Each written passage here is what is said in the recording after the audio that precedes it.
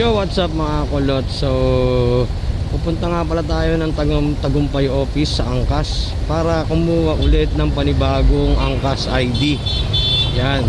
So, samahan nyo kung pumunta doon para makatulong na rin sa mga kapwa Angkas biker natin kapag nawala yung ID nila, kung anong requirements ang kailangan dalhin para makakuha ulit ng Angkas ID. So, samahan nyo ako mga kulot. Tara, let's go! Yon, so guys, nakarating na tayo dito sa Tagumpay Center. Yan, Angkas Tagumpay. Yan. Alright, kita nyo naman, di ba? Tara, samahan nyo ako rito mga kulot. Yan o, dito na tayo sa Angkas Tagumpay. Yan, alright. Okay, patuloy natin.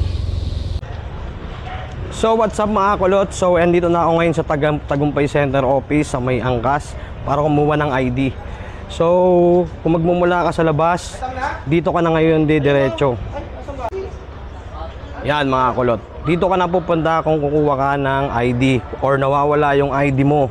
Yan, dito ka pupunta. Tara, samahan nyo ako.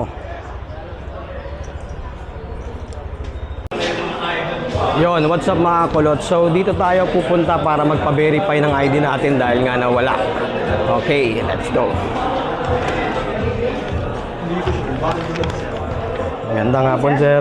Papaano sana sir ng ID? Dito. Yes. Active biker mo naman kayo? Yes po. Lang natin sir. Pero mo ko na nga na sir. Check na lang. ID. So habang iniintay ko nga ang aking ID, nanood muna ako ng skills. Nakita ko mukhang medyo humirap ang skills natin mga kulot. So mga kulot, nakakuha na nga ako ng ID. So i-interview ko lang ng konti si sir kung paano ang pagkuha ng ID at kung anong kailangan. Sir, ano po bang kailangan natin para sa pagkuha or nawala na ID? Ayan, kung nawala po yung ID natin, kailangan natin mag-present na kami gamit para makreatean po ulit namin kayo ng panakalit. Pero in case naman po na nasa inyo po yung ID, present nyo lang po sa amin, tapos balik kayo rito para makapagpa-create na po kayo ng bagay.